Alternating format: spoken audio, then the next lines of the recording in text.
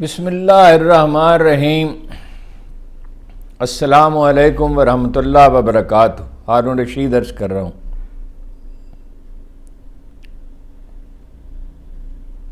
تاریخ کے کتنے باب تھے جو پوری طرح سمجھ میں نہیں آتے تھے، اور پے در پے اب ایسے حادثے ہونے لگے ہیں کہ ایک ایک بات کا ادراک ہونے لگا ہے۔ یہ بات سمجھ میں نہیں آتی تھی کہ اقتدار کی جنگ میں بیٹے باپ کے خلاف بغاوت کیسے کر دیتے تھے، اور سلیمان جیسے عظیم حکمران نے اپنے صاحبزادے کو قتل کیوں کرا دیا تھا۔ اقتدار کی جنگ ایسی بھیانک ہے کہ اس میں کسی وقت بھی کچھ بھی ہو سکتا ہے۔ عدالتوں کے فیصلے تو اپنی جگہ، قانون یہ کہتا ہے آپ جج کی نیت پہ شبہ ہی نہیں کر سکتے، اس کو تو چھوڑیے، لیکن ایک گھنٹہ آج ٹیلی ویژن کی جو نشریات سنی تو یقین کیجئے کہ گھن آنے لگی۔ زندگی میں پہلی دفعہ یہ خیال آیا کہ صحافت کا پیشہ ترک کر دینا چاہیے۔ اتنی غلاظت، اتنی گندگی، اتنا سستا پن، اتنا چچورا پن۔ یعنی عدالت نے ایک سزا سنائی کل رات عمران خان اور شاہ محمود قریشی کو، آج صبح ایک دوسری سزا سنائی۔ اب میڈیا کا کام کیا ہے کہ وہ یہ خبر سنا دے، لیکن بجائے اس کے کہ خبر سنائی جائے اور اس پہ ہر تصویر کے دو رخ ہوتے ہیں، تو اس پہ ہر طرح کا تبصرہ کرنے والے جو لوگ ہیں، مختلف نقطہ نظر رکھنے والے، خاص طور پہ قانونی ماہرین سے کہا جائے کہ وہ اس بارے میں کیا کہتے ہیں۔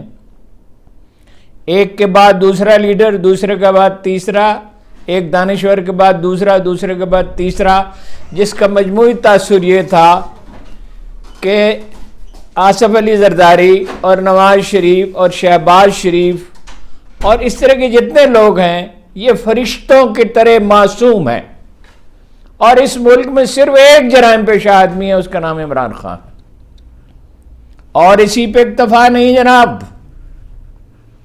اس کے بعد ہم نے یہ سنا کہ بشرا بیگم فرار ہو گئی ہیں اور نیب نے ٹیمیں تشکیل دے دی ہیں اور انہیں ڈھونڈا جا رہا ہے، ان کا اپنے وکلاء سے بھی کوئی رابطہ نہیں ہے۔ اتنے میں ابھی یہ تبرہ جاری تھا کہ اتنے میں بشرا بیگم کی گاڑی جیل خانے کے دروازے پہ آ کے رکی۔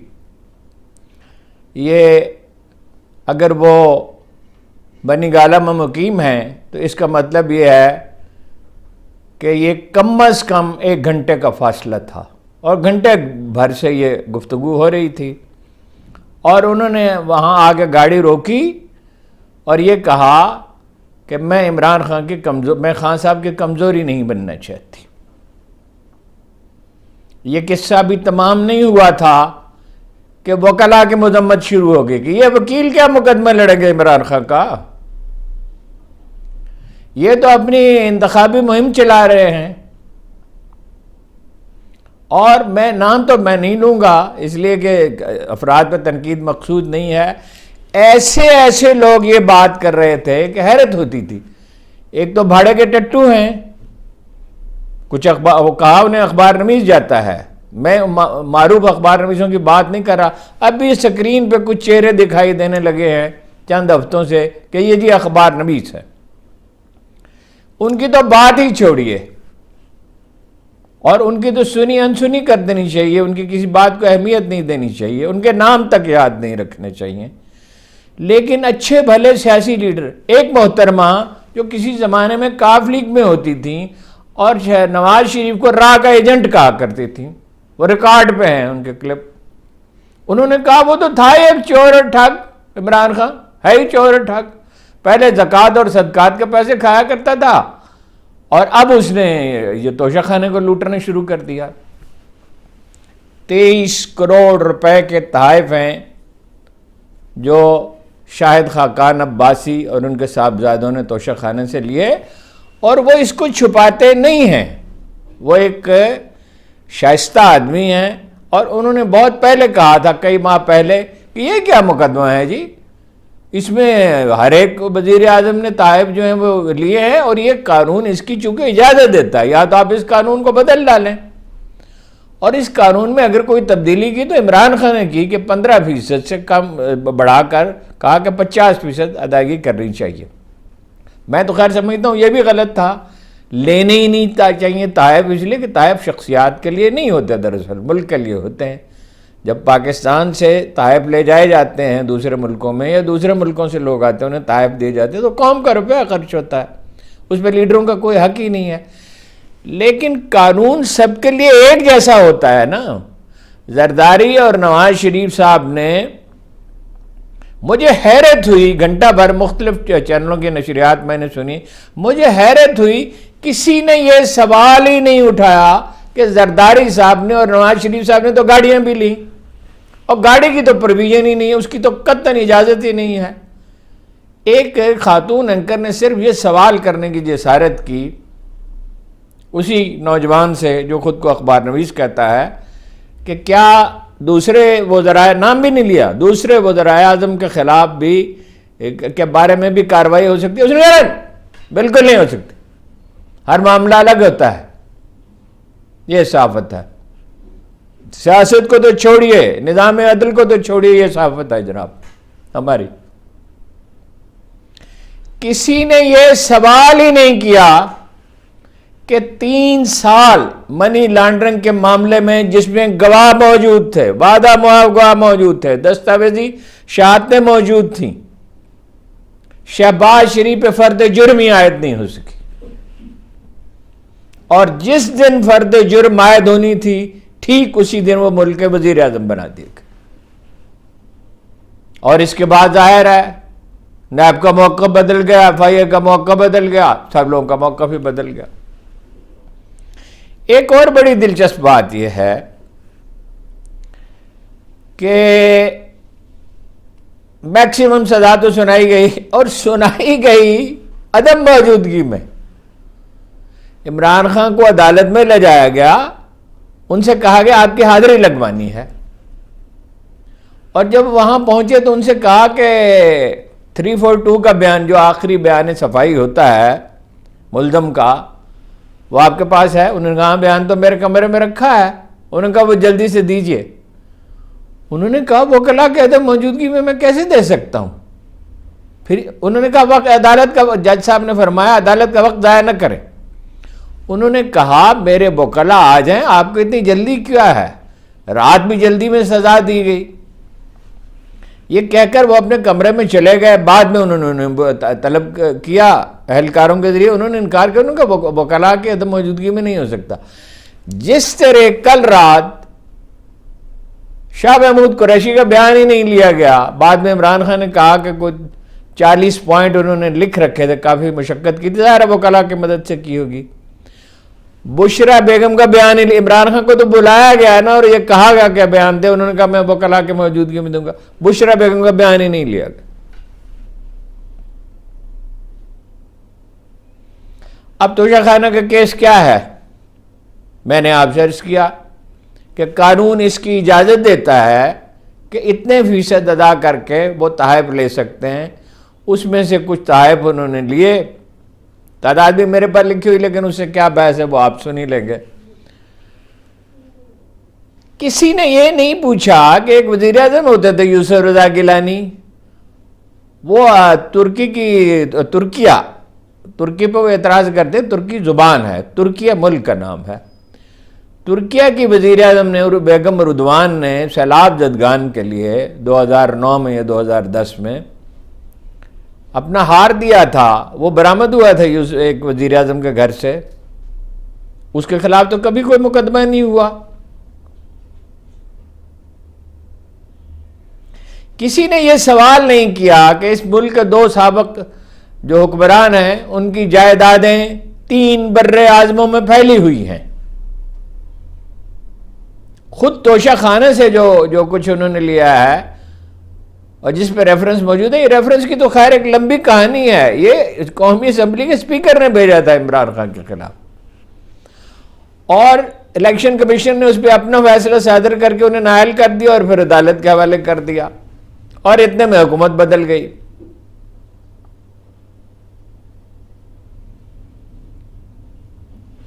اور اس کے بعد جو ہے وہ پے در پہ یہ سلسلہ شروع ہوا۔ یہ کوئی تعجب خیز نہیں ہے۔ دیکھیے اللہ کی آخری کتاب یہ کہتی ہے جب ہم سچائی کا سراغ لگانا چاہتے ہیں، جب ہم اصل الاصول کو سمجھنا چاہتے ہیں کہ what is the basic principle, کسی معاملے میں بنیادی اصول کیا ہے، تو اللہ کی کتاب ظاہر ہے، اللہ کا کلام ہے، اس سے ویسی تو کوئی چیز ہو نہیں سکتی۔ تو قرآن مجید یہ کہتا ہے کہ انسانوں کو آزمائش کے لیے پیدا کیا ہے۔ وَلَنَبْلُوَنَّكُمْ بِشَيْءٍ مِّنَ الْخَوْفِ وَالْجُوعِ وَنَقْصٍ مِّنَ الْأَمْوَالِ وَالْأَنفُسِ وَالثَّمَرَاتِ وَبَشِّرِ الصَّابِرِينَ الَّذِينَ إِذَا أَصَابَتْهُمْ مُصِیبَةٌ قَالُوا إِنَّا لِلَّهِ وَإِنَّا إِلَیْهِ رَاجِعُونَ۔ ہم تمہیں آزمائیں گے خوف سے، بھوک سے، جان اور مال کے نقصان سے، باغوں کی بربادی سے، اور صبر کرنے والوں کو خوشخبری سنا دے۔ ٹھیک یہ بات میں نے عمران خان صاحب سے گرفتاری سے پہلے آخری ملاقات میں کہی کہ آپ کو آپ کے ووٹ ہیں، آپ کو الیکشن کی ضرورت ہے، ماحول کو ٹھنڈا کرنے کی ضرورت ہے، صبر بھی خان صاحب ایک چیز ہوتی ہے۔ اور خان صاحب کے لیے کیا ضروری ہے صبر، باقیوں کے لیے ضروری نہیں ہے۔ یعنی اتنی تاجیل کیا ہے، یہ بات سمجھ میں نہیں آئی۔ آبویسلی ایک ہی وجہ ہو سکتی ہے، جو اعتزاز احسن صاحب نے جو کہا، میں ان کا فقرہ آپ کو پڑھ کے سناتا ہوں، وہ پہلا حصہ تو میں نہیں پڑھوں گا، وہ بہت تلخ ہے، اور میں عدالتوں کے معاملے میں بہت محتاط ہوں، محتاط خوف کی وجہ سے نہیں ہوں۔ ایک اصول ہے بنیادی کہ عدالتوں کے بارے میں کوئی سخت لفظ استعمال نہ کیا جائے، یہ ہماری تو عمر بھر کی تربیت ہے، ہم لوگ تو نہیں کرتے۔ پہلا فقرہ تو میں ان کا نہیں پڑھوں گا۔ انہوں نے کہا اس فیصلے کا مقصد صرف تحریک انصاف کے ووٹروں کو پولنگ اسٹیشنوں پر جانے سے روکنا ہے۔ جج محمد بشیر اور جج حسنات صاحب کے خلاف کارروائی ہونی چاہیے۔ یہ وہ کہہ سکتے ہیں، ہم تو ایسی گستاخی نہیں کر سکتے۔ اور انہوں نے بہت باوقار طریقے سے احمد خان صاحب نے کہا کہ عدالتوں پر دباؤ تھا، فیئر ٹرائل کے اصولوں کو روندا گیا، عمران خان کی دونوں سزاؤں کے خلاف ہم اپیل دائر کریں گے۔ دیکھیے عمران خان نے بڑا عزم و ہمت کا مظاہرہ کیا ہے، ایسی عزم و ہمت کا کہ آدمی حیران رہ جاتا ہے۔ میں ان سے یہ توقع نہیں کرتا تھا۔ بشرا بی بی نے بھی مطلب یہ کہ جب مقصد تو یہ تھا، یہ سارا ڈنڈورا تو اس لیے پیٹا جا رہا تھا، نیب نے ٹیمیں بنا دی تھی کہ کیمروں کے سامنے انہیں کہیں سے پکڑا جائے گا، پکڑ کے لایا جائے گا۔ اور بھائی وہ جو پون گھنٹے میں پہنچ گئیں تو ظاہر ہے شہر میں تھی۔ اب ضروری نہیں ہے کہ ہر آدمی ہر وقت اپنا موبائل یا ٹیلی فون کھلا رکھے اور ہر وقت وکلاء کے ساتھ رابطے میں رہے۔ پراپیگنڈا یہ ہو رہا تھا کہ اب معاملہ تو جو بھی ہے، قانونی نقطہ نظر سے جو بھی ہے، اگرچہ ایک ہی نقطہ نظر میں نے تو ٹیلی ویژن پہ پیش ہوتے ہوئے دیکھا، ایک کسی آدمی کو 20-30 سیکنڈ کا موقع دیا گیا، اس کے بعد پھر وہ پراپیگنڈا کی لہر شروع ہو گئی۔ لیکن آپ کیا سرائی کی بنیاد پر کسی کی کردار کشی کیسے کر سکتے ہیں کہ وہ فرار ہو گئی ہیں اور ان کا پتہ نہیں چل رہا، ان کا کسی سے رابطہ نہیں ہے۔ اتنے میں ان کی گاڑی آ کے رکی اور انہوں نے کہا کہ میں گرفتاری پیش کرنے کے لیے آؤں، ان کا تو بیان ہی نہیں لیا گیا۔ ایسی اجلت کیا تھی؟ دیکھیے میں 3 مہینے سے ایک بات کہہ رہا ہوں کہ جب آزمائش آتی ہے، اللہ کی کتاب کہتی ہے، مفہوم یہ ہے سورہ والعصر کا کہ سچائی کافی نہیں ہوتی، صبر لازم ہوتا ہے۔ جو لوگ صبر نہیں کر سکتے، زمانہ انہیں روند کر گزر جاتا ہے۔ والعصر ان الانسان لفی خسر، زمانے کی قسم آدمی خسارے میں ہے۔ آدمی وقت کے سامنے نہیں ٹھہر سکتا، آزمائش کے سامنے کون ٹھہر سکتا ہے؟ جو ایمان رکھتا ہو، سچائی پر قائم رہے اور صبر پر قائم رہے، اور قائم بھی رہے اور دوسروں کو اس کی تلقین بھی کرے۔ آزمائش تو آتی ہے۔ اگر تو پی ٹی آئی کے ووٹر صبر و تحمل کا مظاہرہ کریں، مجھے بڑی حیرت ہوئی کل میں نے بیرون ملک مقیم ان کے لیڈر کو جب یہ کہتے سنا، ایک تو اس پارٹی میں تنظیم نام کی کوئی چیز ہی نہیں ہے، کہ کارکنوں کو باہر نکلنا چاہیے. کس لیے باہر نکلنا چاہیے جناب؟ کہ جی ورنہ لوگ تانے دیں گے کہ یہ بزدلی کا مظاہرہ کرے. تانا کیا چیز ہوتی ہے جی؟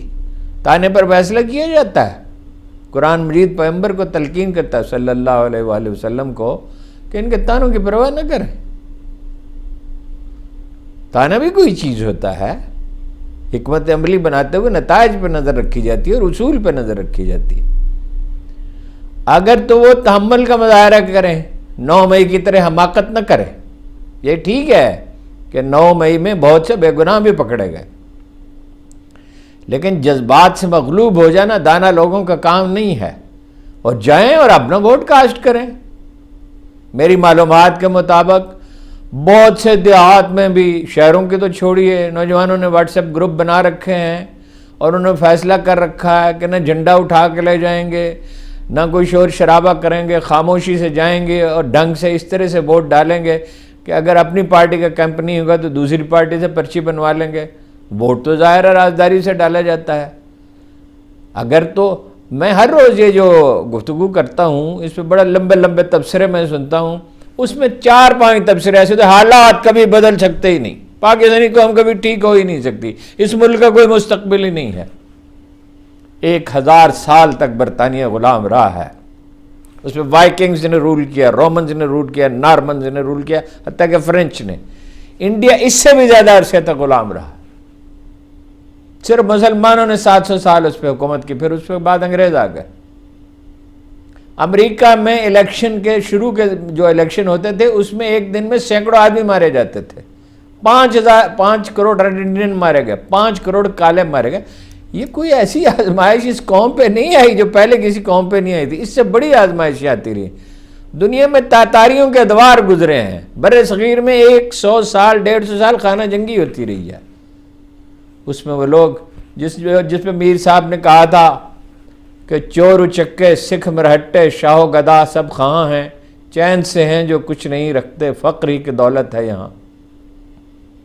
یہ ٹھیک ہے کہ اس وقت ساری مخالف قوتیں جو ہیں وہ پی ٹی آئی کے خلاف جمع ہو گئی ہیں، لیکن پی ٹی آئی والوں کو اپنے گریبان میں منہ ڈالنا چاہیے، تأمل سے سوچنا چاہیے ان سے کہاں غلطی ہوئی ہے. بعض اوقات غلطی کے بغیر بھی آزمائش ہوتی ہے، لیکن غلطیاں تو ان سے ہوئی ہیں.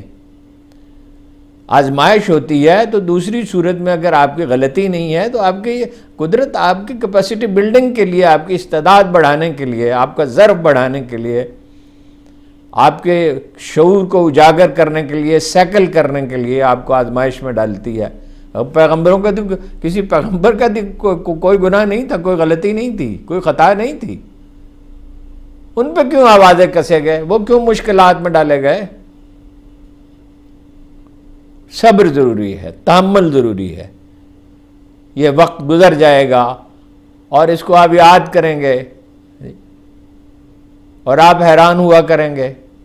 لیکن اگر سلیقہ مندی کا مظاہرہ کیا، اگر حکمت کا مظاہرہ کیا، اور اگر ڈپریشن کے میں شکار ہو گئے، مایوسی کا شکار ہو گئے، خدا کی کتاب کہتی ہے یا ایھا الانسان ما غرک بربک الکریم، اے آدم کے بیٹے، آدم کی اولاد، تجھے کس چیز نے اپنے اتنے مہربان رب کے بارے میں دھوکے میں ڈال رکھا ہے؟ آزمائش میں تو وہ پیغمبروں کو بھی ڈالتا ہے، اولیاء کو بھی ڈالتا ہے، وہ زیادہ ڈالتا ہے. اگر تو صبر و تحمل کا مظاہرہ کیا، آئین کی حدود میں جدوجہد کی، جمہوری راستہ اختیار کیا اور امید برقرار رکھی، تو تکلیف اور آزمائش کے یہ دن گزر جائیں گے. دوسروں پر بھی تو تکلیف آئی ہے، دوسرے بھی تو آزمائش سے گزرے ہیں. کون ہے اس دنیا میں جو آزمایا نہیں گیا؟ میرا خیال ہے بات آج کچھ زیادہ لمبی ہو گئی، موضوع بھی ایسا عجیب تھا. آپ کو بہت بہت شکریہ.